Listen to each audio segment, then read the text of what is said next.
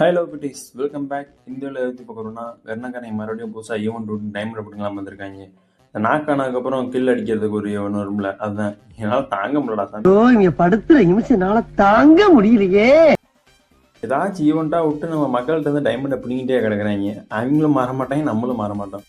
சரிடா என்னமோ பண்ணுங்களாங்கிற கான்செப்டில் நம்மளும் ஒரு ஸ்பின்னை போட்டு வரலாம் வந்தோம். வழக்கம் போல் இந்த 9 டைமண்ட் ஸ்பின் தான் நீங்கள் ஒன்று நினச்சிடாதீங்க பெருசாக. வழக்கம் போல் நம்மளும் தொட்டுக்கிட்டே தான் இருப்போம். ஒரு ஸ்பின்னில் எதுவும் கிடச்சிச்சுன்னா பரவாயில்ல, ஆனால் கொடுக்க மாட்டாங்க. அதான் அவங்க டைமண்ட் பிங்கிற கான்செப்டில் தான் இருக்காங்க. நானும் அப்படி தான் நினச்சேன், ஆனால் ஒன்றுமே விடலை. நம்ம வவுச்சரை பார்த்தோன்னே நம்ம மைண்ட் அங்கே தாங்க போகுது. ஏன்னா அந்த ஆப்பு கிரிமினல் தான். அந்த ஆப்பு கிரிமினல் ஒன்று கொடுத்துட்டா கூட நம்ம மன நிம்மதியாக போயிடலாம், ஆனால் ஒன்று கூட தர மாட்டேறாங்க. சரி கண்ணை போட்டு சுற்றி விடுவோம், அதை ஒன்று கிடைக்கும் பார்த்தா அதுவும் புதுசாக. என்ன பண்ணுறது?